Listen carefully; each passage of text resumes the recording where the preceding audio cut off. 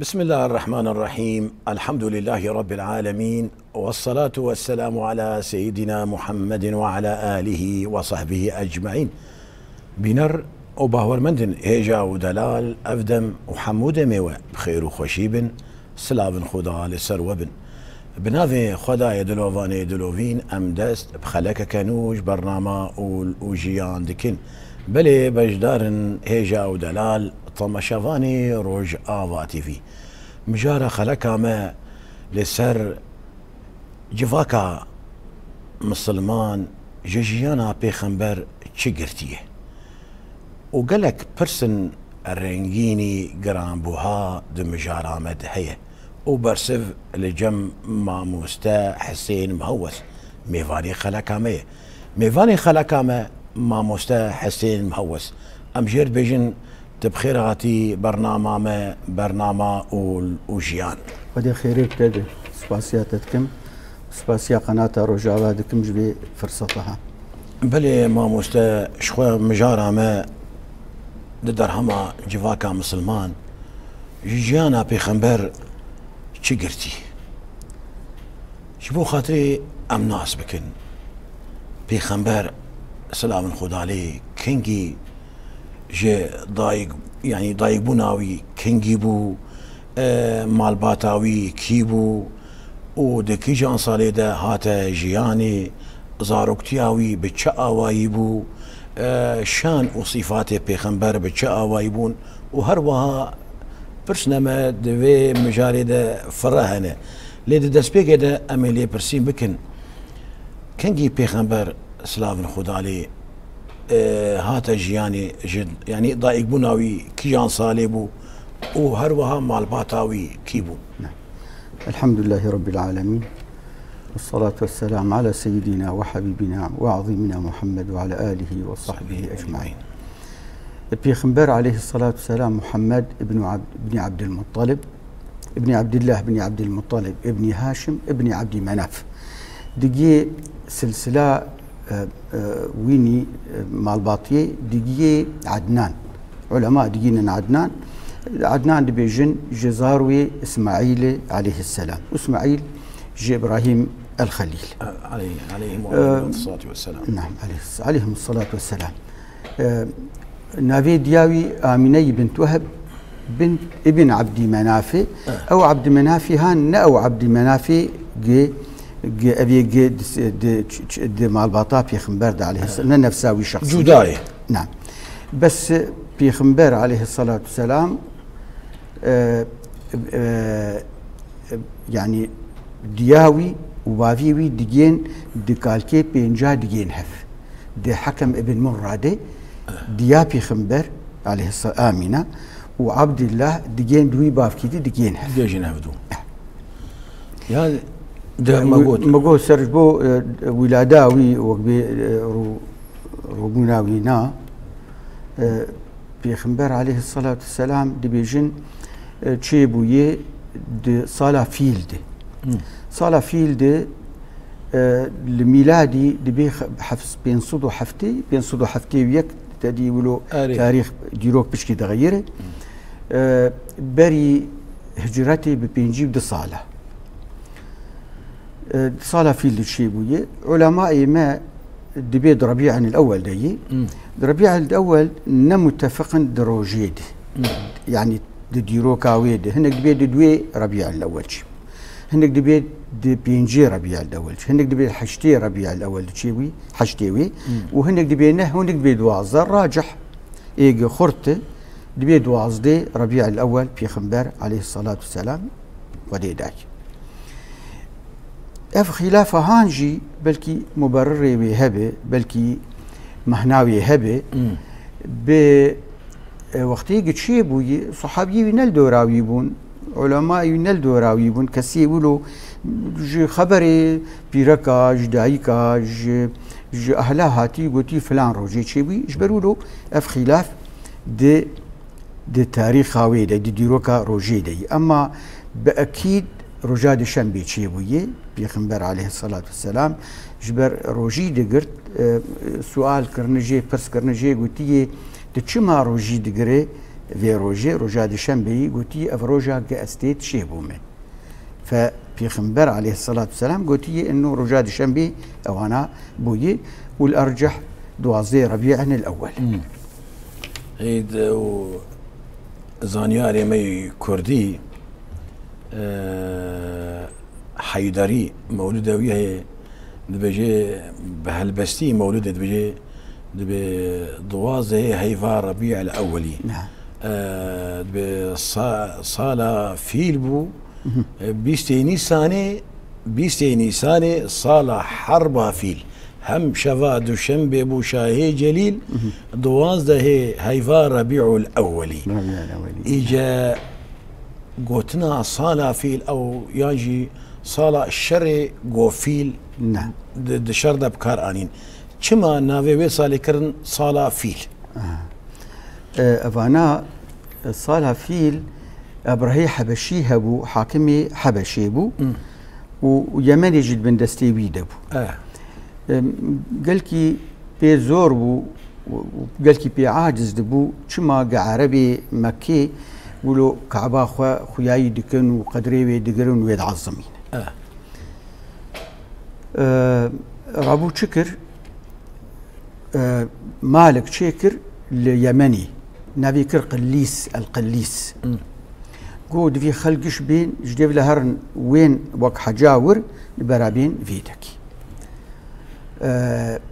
عربا وهلي نكر وحشا قريج وقمور آفيت المالاوي فقلكي عاجز بو ودابر خوغو ازي كعبي ازي هتم بكم ازي خرابكم ازي شكوك راكم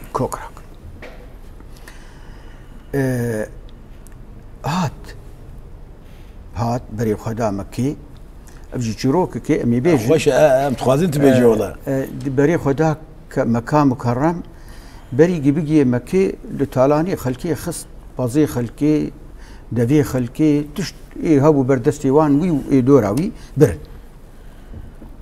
ونا حاضرن قهرن درباس المكي جبوغي كعبي خرابك السيدي كعبي السيدي مكي قال كيف بيغمبر بو عليه الصلاة والسلام عبد المطلب عبد المطلب تيبا أبرحة دبي خيري دبي والله زهاتمي دفو بازي مني قوابريه وتعلان كري دبي دمين عجيماي دبي تي هاتيج بو بازو دفا وازهاتم قزمالا خدي من دبي مالا خدي كعبي ازي خرا بكم تكتيا دايا دفي خوت نكدي تاياوي تكتم دا وازهاتم ولاتي وببم وتاتي دفا وباص دبي جو برس بدانا وينا دبي جواب اي دبي والله اف باز واف دفا مالي منن از خداي وامي خدي وامي واس او اي منن اما كعبه خداكي وي هي او خدا وباريسنا مالا خبك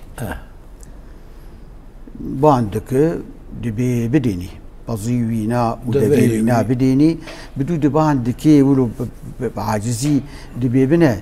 وطبازي خو ودبي خبرن وش خداي خربيش ش خدي كعبير رب الكعبه ربيش بي وابرها بي ومالات خرابك قد قاربي برخداني بك قد نهي الخراب عبد المطلب وملتي خوي كعبي مكي عفوا مكي درت كفن هنا نفر على الوقت كون درت كفن سريتشي جبو خدنا علي طبعا جيشا ابرها شما قو عامل فيل جبو قم خوياي بكن جيشا ابرها فيلك البيشا جيشا ويبو وهندك دبينا اقلك فيل بون يعني جيشا فيل قش وسيله نقلاوان فيلكي مازن داي بيشاوا ويهر خرابك خدي عز وجل ابن فري خدكن لسريتشي وافجي ودرباس به خدي عز وجل دعاء وقبول دكي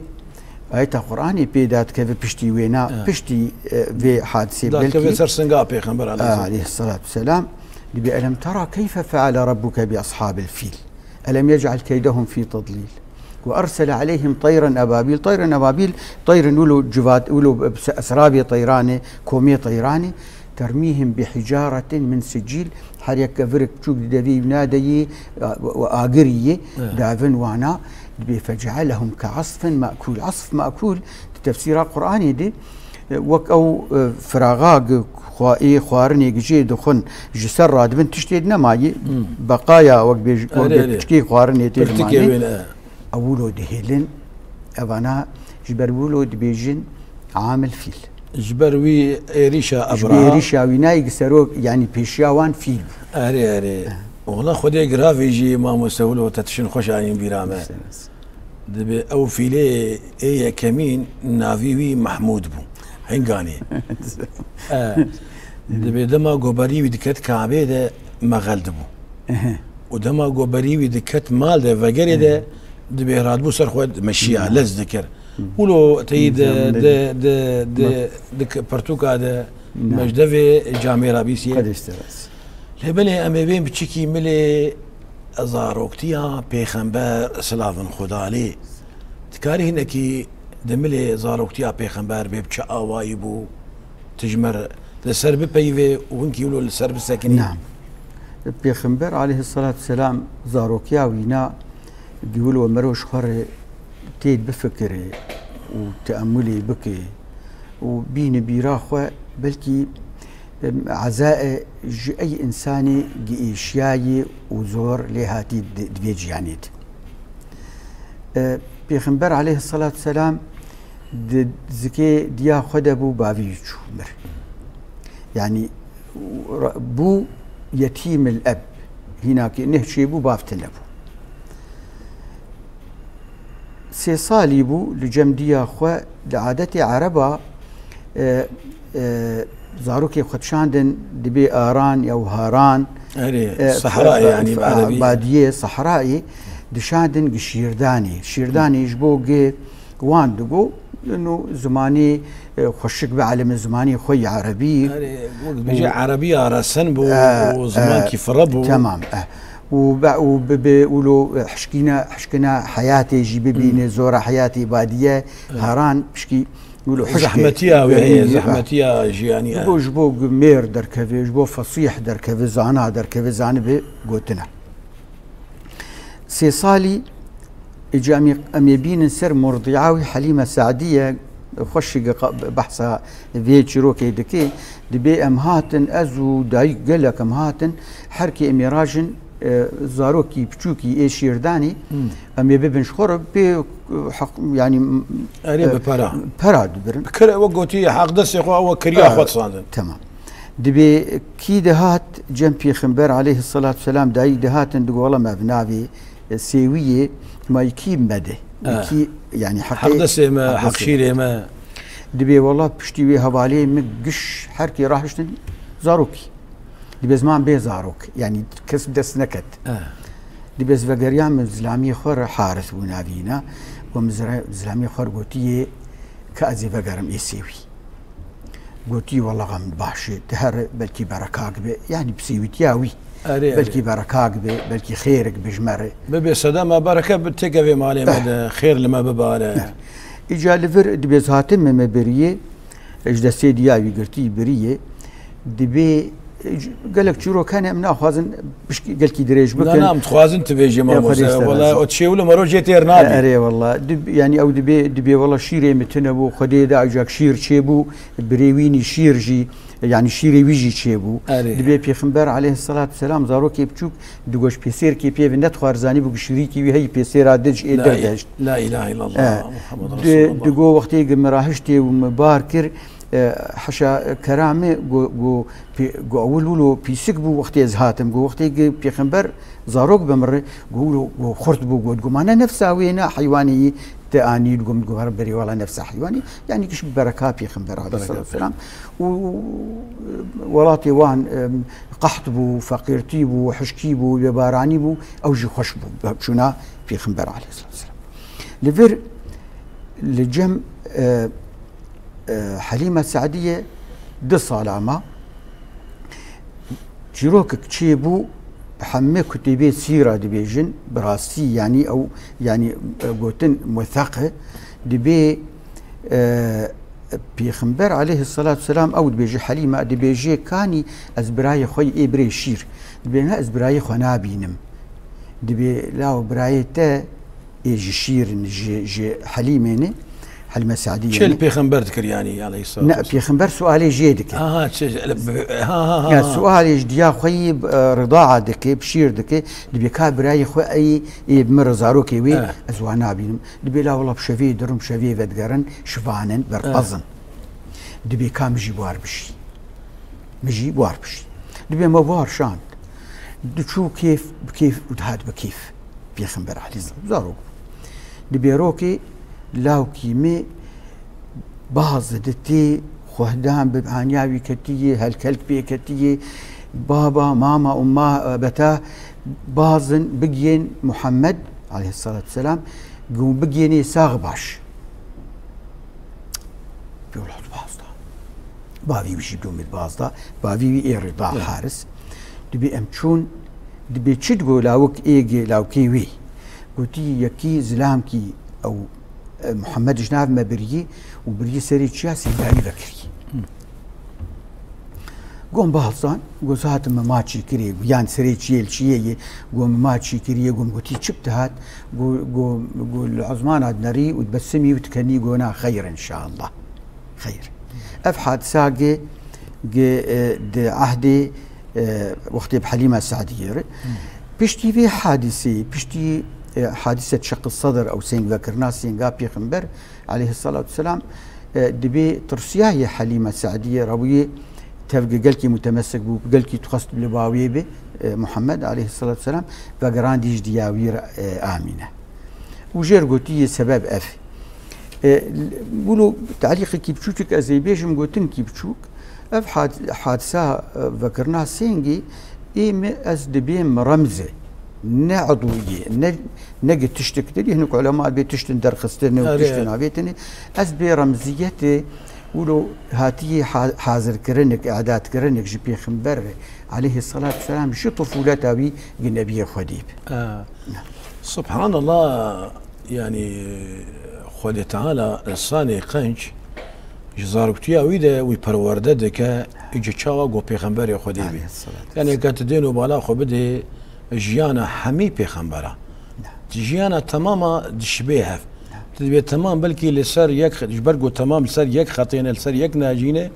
لسر يك دوزينه تدنريج زاروكتي هذا تشبين هفدو حتاني قوتي عمري وبداويد به سري خدين شندلو فانيا خدي تشكي زي الفينا يعني امجان حليمه السعديه بين صار يجبوقم طفولتها بنا زاروكيا يبكها مليين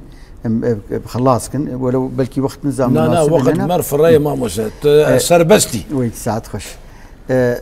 تيجم دياخو آمنة صار كي بيرد من در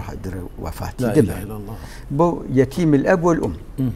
ديو باب حردو شون شصادي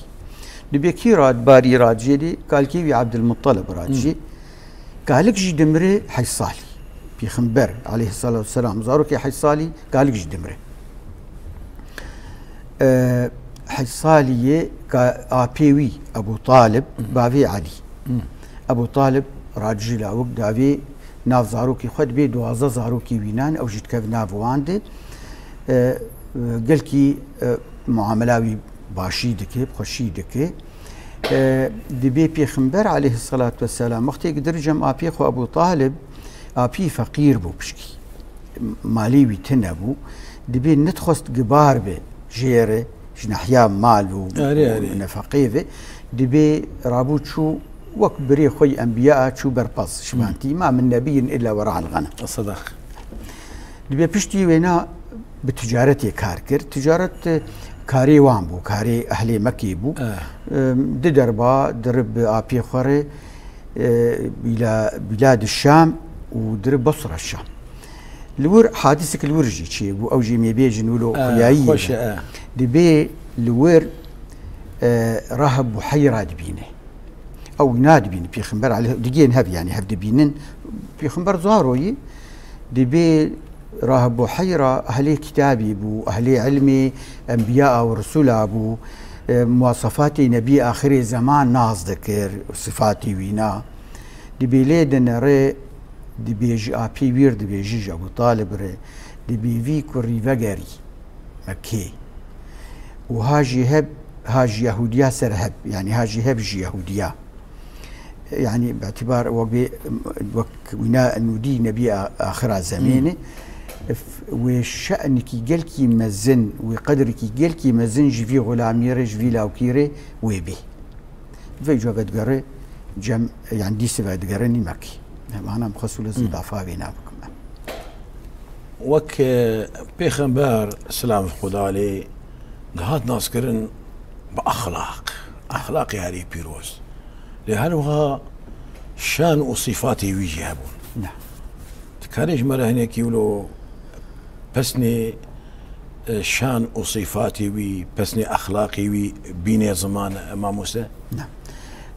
بري حمي بشتي يعني زاروكياوي بري نبوتاوي بري بابي نبي خدي رسولي خدي بيغمبري خدي مع خلكي قشة أو ناس ذكر بالصادق الأمين ما شاء يعني الله. إسلامي راستي دلسوزي يقوم أولى أو أنا نافي ولوب يعني معروف بالصادق الأمين بشتي شو طبعا أخلاقي وينا إجا خدي عز وجل بشتي نبوتها شو وصفي وينا دا دبي وإنك لعلى خلق عظيم ما شاء الله. ربي عزتي وصفي وينا بيدي دبي ورسولي دبي وإنك لعلى خلق عظيم يعني ربك عظيم بوصفي في خمبر دبي في وصفي أخلاقي وينا سؤال ده كان جمنا عائشة دبي ما تشلبوا في خمبر عليه الصلاة والسلام دبي كان خلقه القرآن خلقه قرآن دي أباد أحدي وقتين نبوتي وبري نبوتي جي وقت صادق الأمين بو مير بو جومر يعني جومرد بو كريم بو ميشيني بو حليم بو أبقش صفاتي بري نبوتي هبون وبشتي نبوتي شخوك خدي عز وجل وصفي ويدا ومن عايشة خويا يكر انه خلقي بقرآن بو خلقي قرآني معناه بتشكي قلكي مزنة جي صدقي جي راستبوني جي سوزي جي حمد تشتي باش لبلي هرصال وكفي هيفا قويرو أمتيده أري تدنري ناكوكيت كفي نافبرا زانيارن أولا إسلامي ده نعم هند بيجن روجا جدائق بونا بيخنبر روجا كبيروزة أمي شاهي كي لدارخن نعم لورا أو روجايا روجا قو دلوفانيا خودي المبارياي نعم روجا كبيروزة بصدما قو بيخنبر جدائق بويا دوي روجي ده وهند بيجن قدخية نبس قدخية گناهکاره ایگوی روژه شاهی الدار دخه یان دکی روژه کی کیف و خودی گراوی جی تدست پیگه جی آنی زمان تا گو جی یعنی ناکوکی یان تکاری بیجی نراسی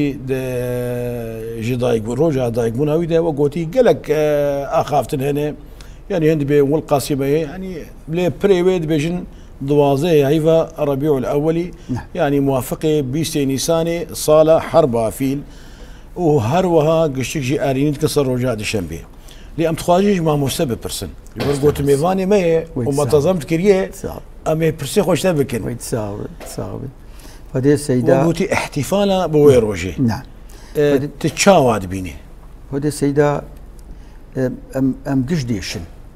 هم قش بريندار دبن بفان قوتني خاصة دنيتي دقيتي قوتن حشي وجهي بيفدي وحشي وجهي بجدارة طمشافانا قال قوتن تي قوتني نباش يك وابي ولو بيجي او يولو بيجي جارنا جي از دبيم ولو از وها قوتنا دبينيم ياز دخينيم از بي اوانا سي صنف هني سي في اهني جواني از بي وانا ابي قولو دبيشن يك جي از بيا جاهلا نزانا ابي قوتني نباش هبر دبيشن بو في كاري يان بعربي بحظوظ النفس يعني هواء إخوة شهوات إخوة يا أزيبيجم وك مثلك عربي هي بخالف تعرف يعني خو مخالفه بك جبوت خوياي بك جبوت خلط ناس بكم بذي كاري ويان يان نش حردو فريقاني نش حردو آلياني اشقازي فولو دكن جبوق فتنة شي ببدنا مسلمانات افقش دنيتي دهي جارنا جي ازولو بيم خطيبك دجاميت وقال في خنبر بك عليه الصلاة ود بيبانا ربيع الأول مولدا في خنبر عليه الصلاة والسلام ومدحى في خنبر بك وسيرتا ويناوي بين وصفي ويبدي تالي دي بي افروج روجا احتفال الشاهية بروجدانا روجبونا في خنبر عليه الصلاة والسلام بدعي أفانا يعني تشكي ولو متناقضة تشكي يعني ناقي هف سبحان الله الهف راس ناي تولد بيشوفات ما أفيق شاهية بروجبونا في خنبر عليه الصلاة والسلام دكن نجح وقت تجي أو جي مدحاوي دكن وصفي ويددن كيف أخو جيرتينن منك أنا شيد هاني تجي وكواكر وفات اللي بدعي جبوق أم بزماني علمي بزماني منطقي أم بوك بعلماء بيشتغل النبي الناس لقور عاقل أمي بي والله حقه وراستيه في خنبر عليه الصلاة والسلام أمي بي أحد يويدي أفتشتنب نكر وك أناشيدة وك مدائحة وك زينتي وك بلا كرنا شكر نكر ودعوهودي نزيكي ويجي صالح قروني نزيكي ويجي نبو طيب معناه بي بشتي قهاتن أمريكي نهبو أبيقى كرن وعادتك قام بعادته دي كتابي مي فقهيدي عادت نبحاجتي دليل نبحاجتي بيناك دليل جير نافي وقت عبادت با دليل جير دفي أما عادة دليل جير نافي إلا نصك هبي إنه بيولا أفتشت حرامه نص بيتنا بتحريم أو نص تحريمتنا ما قال لك قوتن هن أمكارن بيجن بيخنبر عليه الصلاة والسلام روجا الشنبي وقتين هامقو روجي دقرت قوت ما روجي دقر يا رسول الله قو روجي كستيت شيبومي وك كانوا شاهيق بوبوي روجي بس بطريقة بأسلوبه بيخنبر عليه الصلاة والسلام حتى وقت هات مدينة خلتي روجي دقرت يهوديا روجي دقرت دروجا عاشوراء دي قفت شو روجي قو أفانا خدي عز وجل روجا موسى جي فرعون يعني خلاص كر نهج قارب بفرعون يعني نجى الله موسى من فرعون دي بيخنبر قلتي والله أم أولاترن جي يهوديا قام كيف أخو في روجي ربينن فصام ذلك اليوم روجي قرت ويا روجي دليل قاف روجي معناتها نوع الشهية وجي احتفالي بفينا هات كر زائد قال لك تشتي دهن سيدا ازي كورتي لي خمس جوز قال كي دريج انا ولا متخوازن تفرايل يا اخي خديش راسي دفقهيد انا مولو قوم عادته دليل جيرنافي ازي سيغوتنا ازي يعني دبي امين دنقبه اصل واثر عربي بالاصل والاثر تشكي اساس كوك واثري وي كوكي يعني تشتك جي شاخك جي درت كيفش في كوكا هان شي كوكا هبي دليل جيرد بيناك جيرد في لشريعتها الاسلامي لي شاخي وينا شاخ بدو دليل دري يعني دليل شاخ دليل كوكي هبي شاخ نما بحاجتي دليلي طيب بلكي ولو افقوتن امي خياي بكن بميناكا جبو خياي بكش مقشار يعني إيرو روج أمي بي بر الوالدين حشكرنا ديوباف قدري ديوباف احترامها ديوباف بر الوالدين دليل هي ببر الوالدين هي خدي عز وجل قال لك دليل وقضى ربك ألا تعبدوا إلا هو بالوالدين إحسانا المهم دليل برن سر بر الوالدين طيب أفكوكي شاخي وي قلت هر دستي بافي خواه هر دستي ديا خواه بيش بافي خود وهنك جانا تشغارا بنا خواه تقدري بابي خبك تبري وينار ونني أفقش نكوكي شاخ ما دام كوك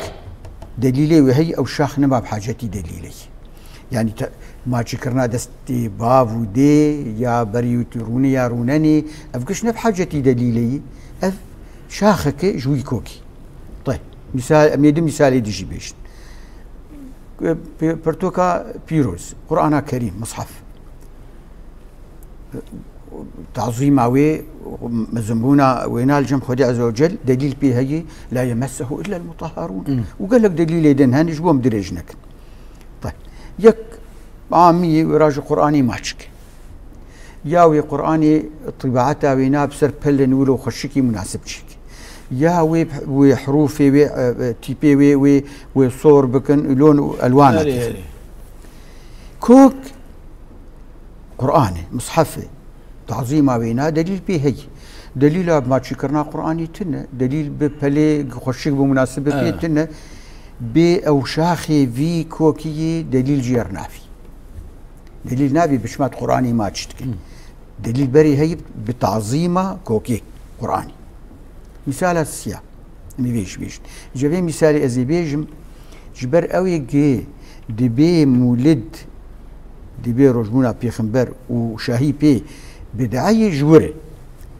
كسوة كعبي السعودي المكي كعبة أمر ثابت معروف في خلق الزانن قلت عظيمة كعبي حتى مرود ربي اللهم يعني انه مرودعاتك يا ربي زدها تعظيما وقتي مرود عمري يادر حجي بري معظمة كعبة مع خدي او كوكي شاخي وين افك سوتها قد كن افكراسي قليد كن ما كان دليلي وان شي دليلي كراسي كعبي حرصال نهدبه شو دليله يا وقتي قد شون هندري وي باقش دكن دليلي ويتنا او دليل جيرناوي جبر او شاخي بدقري دليلي وي بدقري كوكا خوا كوك تعظيما كعبي مالا خدي راست ازي باكتفاي بينا بكم ازبي بس بوكس قالكي دريج نكم بلكي برسي تيدل يقولوا مرو جارنا جواد برسي اللي قالوا اجداي بونا پیغمبر يعني چه بونا پیغمبر سلام خدا عليه قالوا نعمتك بو نعم نقمه دبي نعمته حيرا نأذ بيجم ربي عزته بيجي واما بنعمه ربك فحدث هذه تري امد بيجن ما قالوا هاتنا پیغمبر سلام خدا عليه رحمه نعم ولا نقمته ولا الشر نعم في رحمه اخوي تعالى بيجي يقول بفضل الله وبرحمته فبذلك فليفرحوا نعم وبيغمر قلت انما انا رحمه مهداه إنا أرسلناك رحمة للعالمين وما أرسلناك إلا رحمة للعالمين نعم. وأنت تريجي دماغو أم كيف كي بفير وجدكن أم تزان روجك بيروزة روجك خودت على بيخنبرك بيروز آني دنياي نعم. وأم شكرا خودتكن جو أم جو أمتا وينه أم شكرا خودتكن جو أم لسرية وينه وأم خداي بيتكن جو مال سرفيريه بردوام بك وآسي بك جو أم جفيريه وقوتي أم نبكن نعم. أم دفيريه دبمينن وأفتمام الشاية مبشاء وينه أم بسني بيخنبرتي نظماني وك أنا أفرسك وأنا أم ما مسيح ودكن وأم كيف مشي أو قصيداك وأم دافين سر بيخنبر وك ذات بيخنبر جو مناس كريد برتوك هذا وآدي تريجي هاجا تشتكى بيجي شيراني كبيجي بيشلو أم دلي خلكي خوش كنا أم خوازن تفي واي شيري بفي روجا جو خودي تعالى أف بيخنبري قرام بوها قربانا رسول خدا جو أمجي أمتا وين أوشيان دنياي ودي السيدة أزيولو جواقع بيجم جي مالي يعني أو شكري قتيدان بذي شهياهان خاصة جزارو كاري تيبتي زاروك قلكي أثركي باندور دكال زاروكا أثر قلكي دكي حيا وقتي قي مزن دبن جبيرا ونار أو شهياهاني وقت بير آنين كجوار أو جبراسي أو أنا وقت عربي لمس اليد مديد أري نعم تشكي شي بيجي يعني هي نعم شبوك دريجنا كنت رسكمت نا والله يعني في أوايد يعني باشا قومروف للسر بالسكنة نعم وناشي بجدارة بك طماشفانا بك يا راس ويا أنا راس يعني دما قو أوتين دبيجن مثلا بزمانك يدريج بيجن دبي بيخنبر سريخ ودانية شوية دلوفانية أخذي يكيش صحابيها احتفال بينكري ديا مع عائشة رضي الله عنها وعن أبيها دبي بيجي بيخنبر شل صالي معي تايبتيك ندايا ويروجي أم جوارد بيجين حيرا فأبي قونتي نزمان تماما تشابي خو جديتنا بيخنبر روحني كرن وكل كرن وتجي كرن إيه ما أم قرآن يدخيني وأم صلواتا لسرجاني بيخنبر ددين وأم شفا شيار دمينن وأم دسي خرابري خودي فتكن قوهما أم بيخنبر دخودة ببينن أم نابينن جام جوار بيجن دركفن جناف برا ما وعسكرنا ما رسولي خدالي وزاتن وقت يقو أو بيجن دبي كسكي صحابي أنا كري بيخنبر السلام من خدالي وقوتي بعربي بيجن بصريح العبارة نعم وأشكالا والصحابيات دنجي بيكر واشتقتوا إلى أحبابي نعم قالوا أولسنا حولك يا رسول الله نعم. أنتم أصحابي نعم. رأيتموني آمنتم بي نعم. من أحبابك يا رسول الله قوم آمنوا بي ولم يروني نعم. وأنا إلى لقائهم أشد شوقا نعم. فعمل الواحد منهم ك50 منكم قالوا 50 منهم يا رسول الله قال بل 50 منكم نعم. إنكم تجدون من الدين بلا خبدي إنكم تجدون على الخير أعوانا وهم لا يجدون يعني هما أحاديث يقولوا جمر بسقوا ببي صدما أم شايال دارخن بفي ججنا وبفي بويرا هاري بيروس مثلا بيخنبر عليه الصلاة والسلام أو الصحابة تدي مقو لعهدي بيتنبوا أفشاهي دبيجن شخورت كان دليل دبي ما بيخنبر عليه الصلاة والسلام أفكار نكر جمع القرآن دان هذا قرآني دان هذا قرآني دي عهدي بيخنبر دتشي نبو دي عهدي أبو بكر دتشي بو دي معركة اليمامة وقتي مسيلم الكذاب حفتي حفاظي قرآني يقول قرآن دي سينغاوان دابو تشون عمر فقر يا خليفة رسول الله كامي قرآني امي بجفينن يقول تيم افانا بيخنبر نكري ازي شلو بكم بي والله انه خير والله خير تالي جفاندن دباشي وابي خنبر عليه الصلاة والسلام جمع قرآني نكر ما جاء ترك الامر من رسول الله يعني وقت بيخنبر تشكي نكي ندليله جاء ام بكن نجائز الا نامقو الا دليل كراب السر تحريماوي ففاي جمع القرآن اعظم امر بو بيخنبر نكر وقال لك تشتي ديجي بيخنبر نكر وان دبي جن دبي ونقالها تشتي دنيا يتكن مثلا بكفتشي نتخر استاتخر لسر طاولين نتخر تشتي عردي بلين نتخر هاد جنب سيدنا خالد بن وليد او ام كرد ام بالي فكامار وقت ضبلو شيكر بو شخر خارن شيكر بو قوكا يا رسول الله وربخ قونا والله زناخم قوكي حرام يا رسول الله قونا والله تعافه نفسي يعني دليم نعبشي ملتي ما فينا ناخذ باش نخور وضبح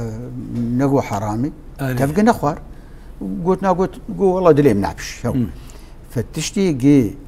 باتفاق العلماء تشتي بيخنبر فلان تشنكري ندليل انه شي نابه يا صحابي يا نكر ام بشي نابه باشا ما موسى ام هنا كي هرين دما بيخنبر سلافن خدا علي بيقومان بيشلو هفالو وقر الدورا بيخنبر هبون سلافن خدا علي جننجي لهاور دوري بيخنبر هبون اورولا جني دما بيخنبر دا سلافن خدا علي بچا اوايبو خدي زي بيجن بيراك ونشلو كردين بيجن براستي قالك دوراوي هبو نكيمي دورات زلاماب امكارن جي هنا بيخنبر عليه الصلاة والسلام وقت يقل جم أبيخو أبو طالب بو فاطمة بنت أسد ديا علي أو خودي تكر خودي كرنك قلتي بباقجي قلتي براستي قلتي بقنشي أو بيرك أو دبين جن نحن جارنا قلتنا بيرك دبي شما دبي بيرك بس بين يك جن المهم بكذي زماني مي لهجة مي يفرد بيرك بشتي وين حليمة سعدية أبو أيمن بركة بنت علبة يعني خدي كرناوي تقول أيمن أمي بعد أمي أو شي قلكي بيرما وقت هجرة تاويد أو بري هجرة أمنا خديجة رضي الله عنها بيرك كله بمالي خو بجاني خو برحي خو بيربو وبلكي قلكي دوراوي دي رسالة هبو بربا ورقة بن نوفل لا بيبو حتى بيخنبر عليه الصلاة والسلام والله خسكا از جد عباما ازولو خورد باما وقت ملتي تتدرخن جمكي قوي مدرخن خي يعني اولو من باب السيرة يعني كي او دبرور خديجة ام المؤمنين وخديجة يعني أمنا عائشة يقولوا كيف أخواني تدي يقولوا دلالي بالجنب خبر عليه الصلاة والسلام لقد أبدلك الله خيرا منها وخدي عز وجل يكي باشتر ذاته هين قلت نابي خلاص نبو قولا والله ما أبدلني الله خيرا منها أمنا خديجة حتى هواليوي قدري وادقرت يجبروهم دي قنجا خديجة اف خديجه ام المؤمنين او شي قلتي دوراوي نادر دي بعثي دي رساله دي قلتي قرط اسماء بنت ابي بكر قيزك بو اول ابي تكتما سريكر ابو جهل هات دبي صوتاك لي خستي قلتي كاني بابته وبيغمبر عليه الصلاه والسلام قلتي والله بابي من نلفر دبي صوتا لي خستي حتى قهاري ويش قهي خستي بشتي وينا قدر كتن وقت هجرتي ابو خوارن جوار دبر يعني تموين اسماء بيراد بو بخارني وافي كلك بيركي فايدة مجبيرة شهيدة أول شهيدة في الإسلام سمية أول شهيدة الإسلامي دي آل ياسر بيركع ياسر بابي عمار عمار وطبعا سمية بنت خياط أول شهيدة في الإسلام أو أنا أو خبيثي أبو جهل أو كشت بخنجري بحربي أو كشت فدورة بيركي قلت بيجي قال لك يعني قالك خرطبو ونكي ميزلام بون بيرك نيك يعني بجن أمي بدي سبقرن بصحين جن نكي ميزلام بون دي آلي كرنا بيخنبرد عليه الصلاة والسلام دي جويلا داوي جبعثاوي هجراوينا حتى بشتي هجريجي أمنا عائشة ما لا علم بو شو السؤال جي ذكرن شبرز جي ذكرن أمنا عائشة برسوا واددا بوجه سنتها بيخنبر عليه الصلاة والسلام بلكي غزوة أحد دبو دما جو حقتا تيك وشوبان يعني كاربيجي تيك وجي شوبون دبي درد ومشركة جو بيخنبر شهيد بخينن ويتنابكن جنيه خو كرم بتراس بيخنبره يعني وقوتي او شنشيحيه صحابيه نعم. بلكي الدورا بيخنبر نمان نعم. جنيهات خوجير كرم متراس ناشن جو قوتي بقى سري درجه دربي البيخنبر نعم. بينن وهذه تريجي برينداري واجد من روفيدا نعم او درمان ذكرن دمزقفتي نعم. او درمان ذكرن نعم. وقال لك جن وقوتاني رولك جنيه رولك قالك خورت دما بيخنبر دليس ود بشجريا اولا اسلامي دجي وقوتاني زمان شهيدا يا كمين ده اولا اسلامي ده جنبو بله ما مستا براسي خلقك شيرين بو وتزنجين كر وتشيرين تركر بفا برسفي خوي خوش ام قالكي سباسيات تكن قوديسة تلما بو ميفان ويتساوي ساعة خوش الله يبارك فيك بله بجدار نيجا ودلال الطماشفاني روج آفا تي في الفيدري خلقها ما بداوي دبه حتاني بخلك كدن حتاني بمجارة كدن وتخير وخشية دبن. والسلام عليكم ورحمة الله تعالى وبركاته.